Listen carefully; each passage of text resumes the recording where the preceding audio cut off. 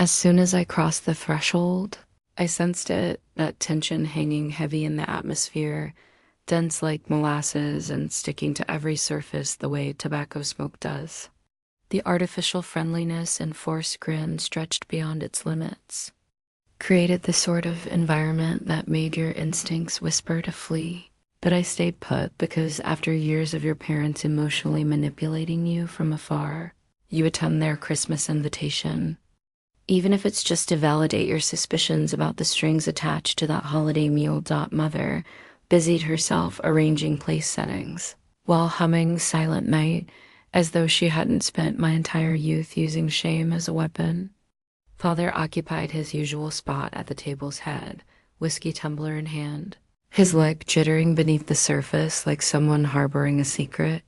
My sister Lauren could barely meet my gaze, nervously fidgeting with her fingernails, her expression drawn tight. That's how I realized she wasn't merely uneasy.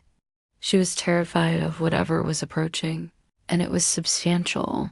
We endured roughly 10 minutes of seasonal small talk, mother feigning interest in my circumstances, father chuckling, as if we were one united, joyful family before he finally relaxed back and delivered the news. Son, we need to discuss something. There was the turning point, the instant their facade cracked. I placed my utensil down, resigned. Father swirled his beverage. Your sister has been contributing $70,000 annually, providing assistance. His gaze fixed on mine as if he anticipated thankfulness. Lauren recoiled. Mother released air through her nostrils like she was exhausted by my resistance. Now that your income is $150,000, she said in honeyed tones, it's your responsibility. I released a quiet whistle. You're actually serious? Completely serious, Father replied, his tone weighted with anticipation. This family supported you, now you support us. Lauren kept her eyes downcast, her quietness more revealing than any words could have been. That's when comprehension dawned. They hadn't merely drained her financially. They'd imprisoned her, confined her within an unspoken agreement built from shame and duty. And now their attention had turned to me. I inhaled slowly. So let me understand this correctly. You've been compelling Lauren to provide you with $70,000 per year for the family, Mother interjected sharply. And now you anticipate I'll provide double that amount? Father slammed his tumbler down. This isn't about figures, boy. This is about duty. You're indebted to us. My stomach clenched, not from fear, not from shame, but from fury. This wasn't desperation or survival. This was avarice, and I was prepared to reveal it. I settled back in my seat, allowing their statements to linger in the air like the smell of decay. Mother fidgeted with her pearl jewelry, a nervous habit that emerged whenever her conversational control began slipping. Father's knee continued bouncing, the whiskey trembling with each movement. Lauren avoided my gaze. I released a sharp exhale. Very well, let's discuss figures. Father smirked as if I'd finally gained clarity. That's the attitude. I retrieved my phone from my pocket, tapped the display several times, and placed it on the table. Since you're so focused on duty, let's examine yours. The wall mounted, television illuminated, and suddenly the room filled with harsh, undeniable evidence, a digital cemetery of poor choices. Row after row of transactions, thousands lost at Caesar's Palace, additional amounts at MGM Grand, some absurd 5-digit wire transfers directly into the void of internet gambling. The most damaging part, Lauren's earnings had been feeding that. Furnace for years, the blood-loved father's face. Mother produced a small, choked sound, her hand shooting to her chest as if she'd been personally assaulted. What ... what is this? She's TMMERED. I offered them a frigid smile. Your interpretation of helping the family? Lauren drew in a sharp breath. She hadn't witnessed the complete destruction before. I watched her hands form fists beneath the table. Father recovered quickly. This is a violation of privacy, he barked, pushing his chair back. Mother rediscovered her voice, high-pitched and frantic. This isn't what it appears to be. Oh, I angled my head, because it appears as though you two have been siphoning funds from your own daughter to finance your casino habit. Father's hand jerked toward his glass. Watch your language. Or what? I challenged. Will you manipulate me into believing this is normal? Will you deliver some lecture about family obligation while you waste Lauren's savings? Mother released a trembling breath. You don't comprehend, sweetheart. We ... We were in difficulty. We had no alternatives. I actually laughed. No alternatives? That's amusing because I'm observing numerous alternatives right here. Private suites, VIP tables, bottle service. I scrolled through the lists, my voice filled with poison. Oh, look, $110,000 blackjack wager. I hope that proved profitable. Father's jaw clenched. His poker expression was terrible. Lauren finally spoke, her voice hoarse. You claimed it was for the house, the mortgage, Dad. You made promises. Father turned toward her, the mask slipping momentarily. Pumpkin, don't address me that way, Lauren interrupted, rising from her chair so abruptly it scraped. The floor. The room became silent. I observed my sister, the weariness in her eyes, the years of quiet sacrifice evident in her tense shoulders, and I reached a decision. I wasn't merely extracting myself from this situation. I was liberating her as well. I picked up my phone and tapped the screen. My next statement emerged calm, unnaturally calm. Since you two are so fond of Vegas, I rotated the screen toward them. Merry Christmas. I've just purchased one-way tickets for you both. Father's expression contorted with rage. You arrogant little... I raised my hand. Save it. You can go. You can gamble. You can live your ideal lives. I glanced at Lauren. But when you return, I met their eyes steadily. You won't be welcome here. Father's face darkened like an approaching storm, his fingers gripping his whiskey glass so tightly I expected it to shatter. Mother remained frozen, her lips parted, her mind probably scrambling for the correct words to manipulate this in her favor. Lauren sat back down slowly, her hands trembling as she stared at the flight confirmation on my screen, as if she couldn't believe what was occurring. You're joking, Father said finally, his voice eerily composed. I leaned forward. Test? A heavy silence filled the dining room, stretching taut like a wire about to break. I could hear the grandfather clocks ticking behind me. Mother was the first to break. She released a brittle, humorless laugh and shook her head. Oh, sweetheart, you're being heartless right now. She pressed her hand to her chest, the image of a betrayed mother on Christmas of all days. I snorted. Funny, I was about to say the same thing. I gestured toward Lauren. How many Christmases did she spend covering your casino debts instead of purchasing herself something pleasant? How many years did she spend rescuing you while you smiled at her and called it helping the family? Mother's face twisted. That's different. I raised an eyebrow. Enlighten me. Father pounded his fist on the table, making the silverware jump. We are your parents. His voice was sharp, furious. We raised you, fed you, maintained a roof over your damn heads, and this is how you repay us? I leaned back in my chair, undisturbed. You want repayment for raising us? I crossed my arms.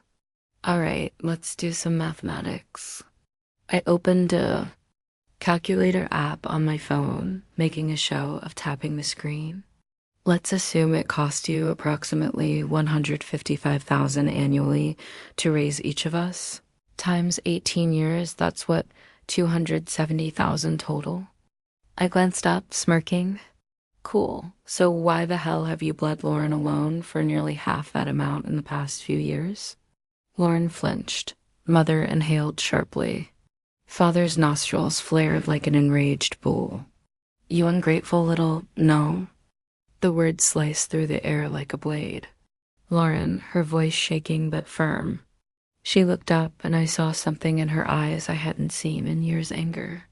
"You've taken everything from me," she whispered, her voice tight with emotion. "Every extra dollar, every raise, every promotion. And I allowed you because I thought, dot, dot." She swallowed hard. "I thought that's what a good daughter was supposed to do." Mother straightened. "Sweetheart, you're distorting this." "No," Lauren snapped, her voice cracking. "I'm finally seeing it." She turned to Father. "All those nights you called me your golden girl, that wasn't love. That was manipulation. You knew exactly what you were doing." Father's jaw tightened. "Watch your tone." Lauren released a shaky laugh, wiping her eyes. "Or what? You'll guilt trip me into silence?" She shook her head. "Not this time." Mother began to reach for her, but I intercepted. I stood up, walked to the entryway, and pulled something from my pocket, a key. The last one they possessed. The one that opened my house. Slowly, deliberately, I placed it on the table before them. Father stared at it like it was a loaded weapon. "You have until midnight," I said, my voice cold. "After that, the locks change." Mother's mouth fell open. "You wouldn't." I met her gaze, unblinking, unshaken. "Test me." Mother went pale. Father clenched his jaw so hard, I swore I heard his molars grinding. The key just sat there on the table, a tiny piece of metal that suddenly weighed 1,000 pounds. Lauren stared at it too, her breathing uneven. She wasn't. Accustomed to this, wasn't accustomed to us having the power. And neither were they. Father shot to his feet, knocking his chair back with a sharp clatter. "You little punk." His voice was low and shaking, like he was barely restraining himself from overturning the entire damn table. "You think you can eject us, your own flesh and blood?" I shrugged. "I don't think, Dad. I know." Mother turned to Lauren, eyes wide, desperate. "Sweetheart, tell him this is absurd. We're family." Lauren released a shaky breath. "You're right." Mother's face softened. "See, she understands." "We're family," Lauren continued. Then, for the first time, I saw it steal in her spine, decades of resentment finally clawing its way to the surface. "And you used that to rob me blind." Father pointed a shaking finger at me. "He's poisoning you against us." Lauren laughed. It was sharp, bitter. "No, Dad, you accomplished that all on your own." Mother's lip trembled. "But we need you." And there it was, the naked truth. It wasn't about love or gratitude or family. It was about control. And now that they were losing it, they were grasping at anything they could. Father exhaled through, his nose like a bull ready to charge. Then suddenly he smirked a nasty, calculated smirk. "All right." He spread his arms, his voice going smooth, dangerous. "You want to play hardball? Fine, let's discuss that loan I co-signed for you, huh?" He turned to Lauren, eyes gleaming. "You really think you can cut us off just like that? Because last time I checked, we still have some leverage over you." Lauren went rigid, and that's when I realized he wasn't bluffing. Mother sat up a little, straighter, a spark of hope lighting in her eyes. "Oh, that's right, that loan, sweetheart.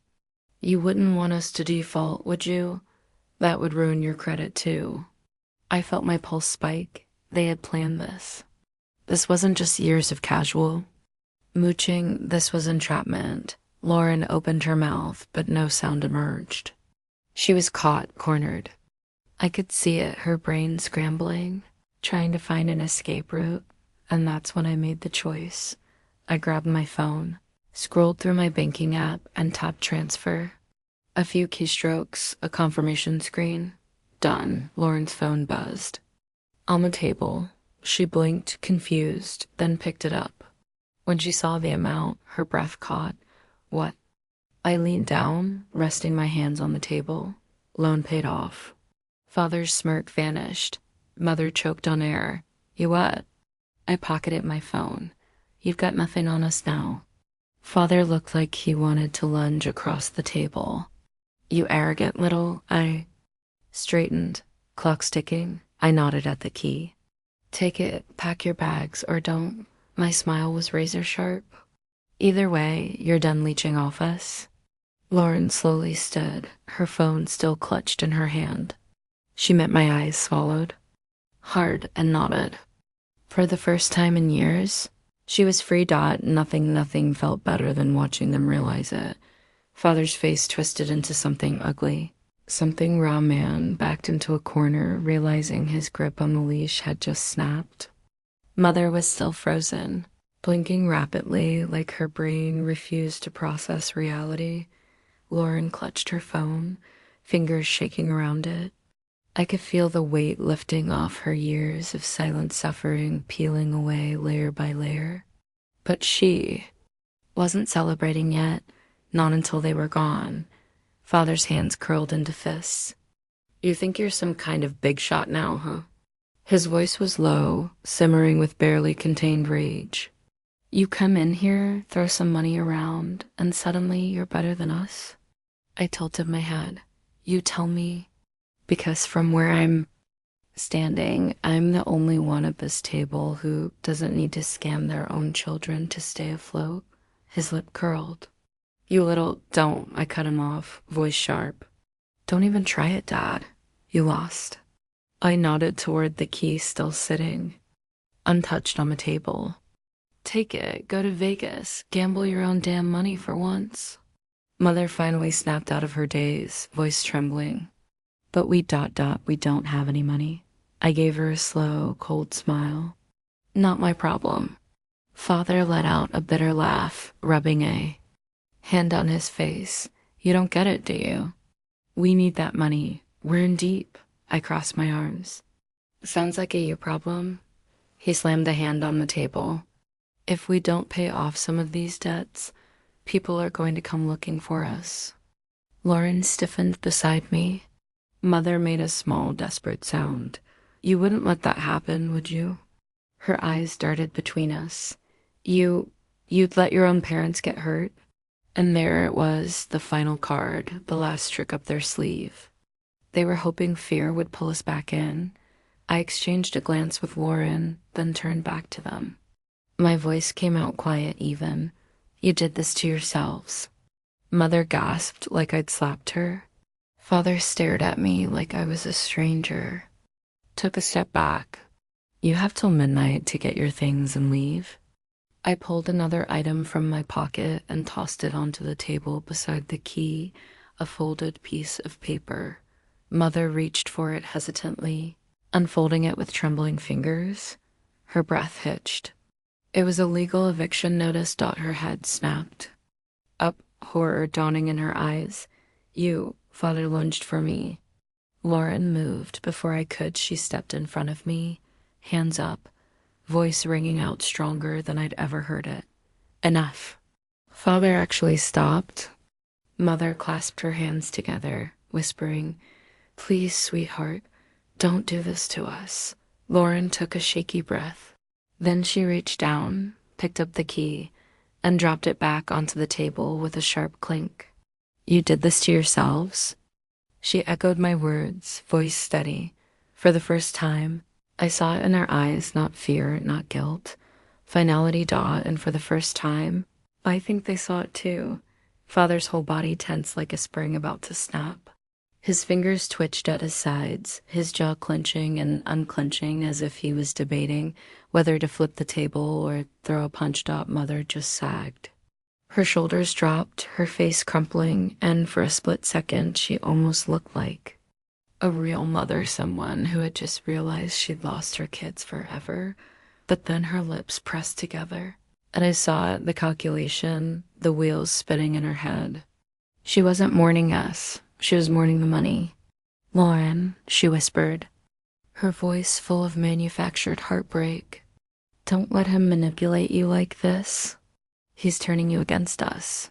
Lauren let out a sharp breath, shaking her head. No, Mom. You did that, you and Dad, when you took my paychecks and told me it was my duty. When you made me feel like owed you my life just because you gave me one. She crossed her arms, her voice steady despite the way her hands trembled. That's not love, that's control. Mother's lip trembled. You don't mean that. Lauren took a step forward. You know what? I do mean. Her voice hardened. I mean that for years I made excuses for you. I let you make me feel like I wasn't doing enough, like I wasn't enough. But standing here, looking at you now, I realized you never saw me as a daughter. Her throat bobbed as she swallowed. You saw me as an investment, Mother gasped. That's not true. Father finally found his voice. He stabbed a finger at me. This is his fault. He came back here, strutted in with his big paycheck, and turned you against us. I have to laugh. You did that all on your own, Dad. I gestured to the eviction notice. But hey, keep talking. Maybe if you yell loud enough, your dad will magically disappear. He looked like he was about to combust. His hands flexed at his sides, his breath coming in sharp bursts. But then, slowly, the rage ebbed away, and what replaced it was worse cold. Calculation. He leaned back slightly, crossing his arms. All right, you don't want to help us? Fine, he smirked. But let's not pretend we're done here, Lauren stiffened. What's that supposed to mean? Father's smirk widened. You think an eviction notice scares us? Please. He rolled his shoulders, looking relaxed now, like he'd finally found a crack in our armor. You don't just cut off family. We'll be back. Mother nodded, suddenly perking up. Of course we will. You'll calm down, sweetheart. You'll see that we didn't mean to take advantage of you. I laughed under my breath. You mean steal from her? Mother ignored me, eyes locked on Lauren. Honey, you'll realize you need us. Lauren didn't flinch. She didn't cry. She just exhaled, slowly, and nodded. You're right. Mother's expression flickered with hope. See, Lauren's lips curled into something small, sharp. That's why we're not just kicking you out. She reached into her back pocket and pulled out a piece of paper. We're making sure you stay out. Father's eyes narrowed. What the hell is that? Lauren unfolded the document and placed it on the table beside the eviction notice. A restraining order. Mother let out a strangled noise. Father's smirk vanished. Lauren met his eyes, steady and unshaken. Now we're done here. Father's face collapsed. That smug confidence, the last scrap of control he thought he had, vanished in an instant.